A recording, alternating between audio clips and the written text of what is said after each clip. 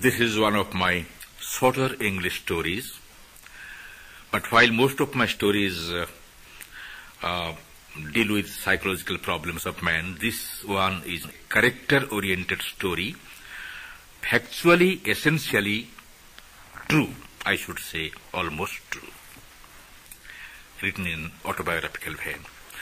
Bhola Grandpa and the Tiger. Bhola Grandpa and his wife lived at the western end of our village.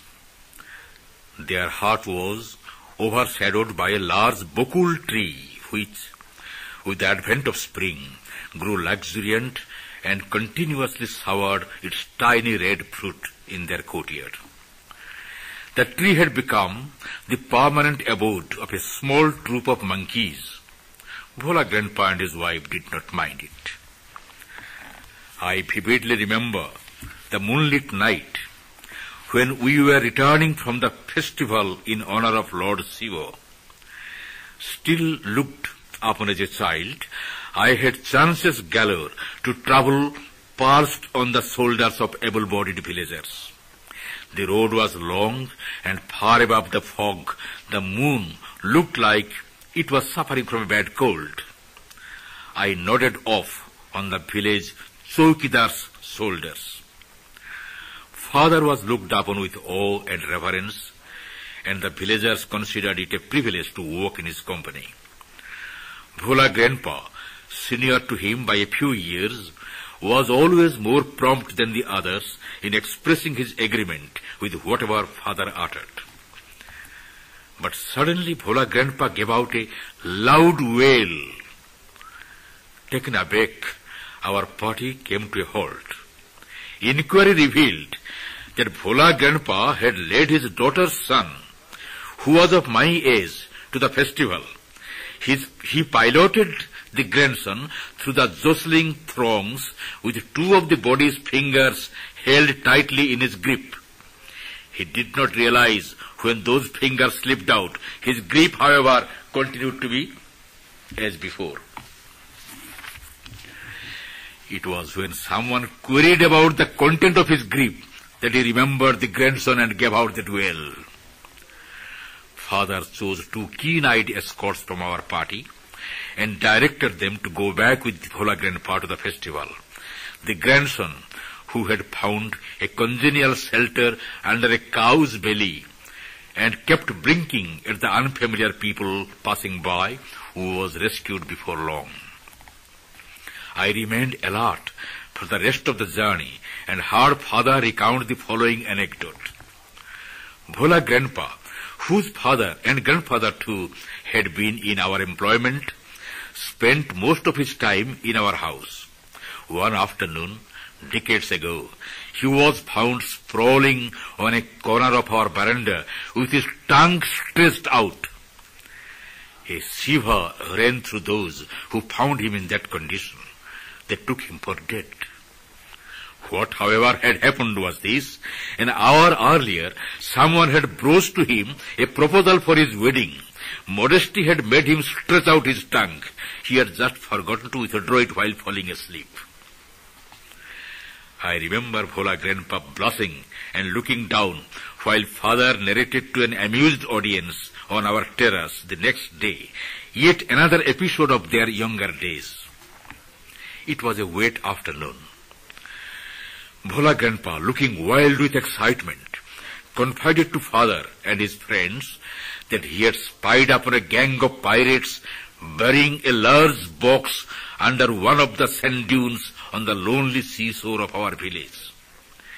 He had also watched the gang disappear into the sea, their sleek dinghy shooting like an arrow into the mist. Father and party at once began exploring the possible spots for the hidden treasure. Evening gave way to night. There was no light save for the moonbeams filtering through the clouds, and no sound except for the wind's moaning and the hooting of an owl from the hollow of a palm tree struck dead by lightning. A pack of jackals howled, indicating that it was past midnight. Suddenly, Bhola Grandpa was seen collapsing on the sand. His friends rushed to his side, Bhola Grandpa never spoke a lie. He soon composed himself and confessed that it was all a dream which he had had during his midday nap. He had somehow mistaken the dream to be a fact. The locale of the most significant incident in Bhola Grandpa's life had been the Sundarbans. The region was marked by clusters of thick jungle. Royal Bengal tigers stalked the picturesque islands between the narrow serpentine branches of the Ganges. My forefathers, though belonging to Orissa, were among the few landlords who owned chunks of estates in the dangerous region of Bengal.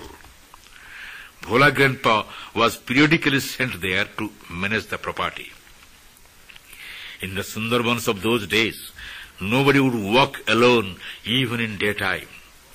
Tigers apart, alligators frequently sneaked in from the swamp. People took care to move about only in groups, particularly after sundown. Often they were led by a necromancer who, from time to time, gave out a piercing yell that could not be imitated by the uninitiated. The eerie sound was believed to drive away or immobilize all beings, natural or supernatural, that were hostile to man. Bhola Grandpa was returning from the weekly market in the company of a group of people belonging to the neighborhood of our company. Belonging to the neighborhood of our camp.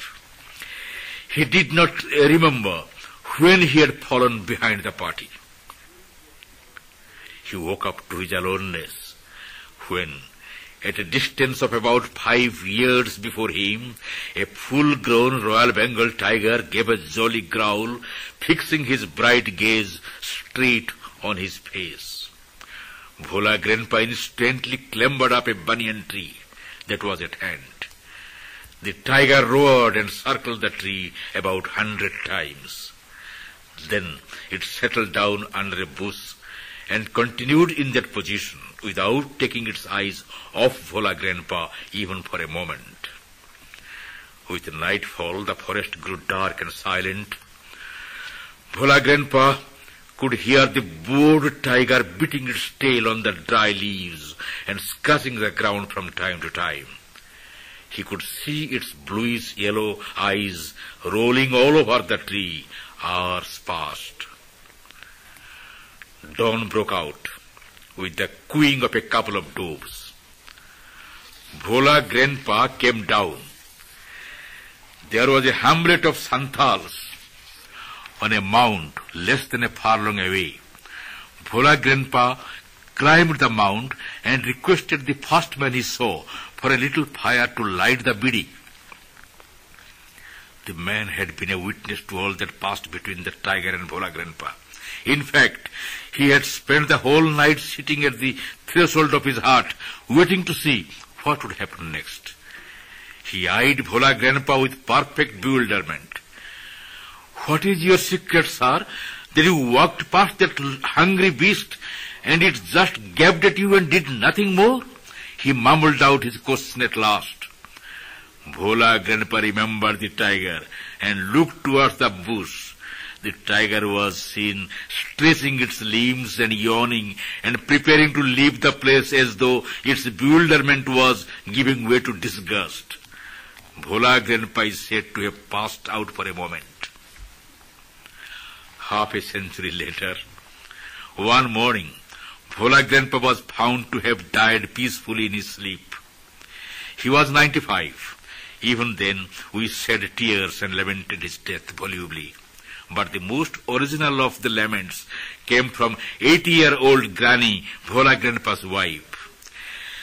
"The old man must have forgotten to breathe," she said with a sigh.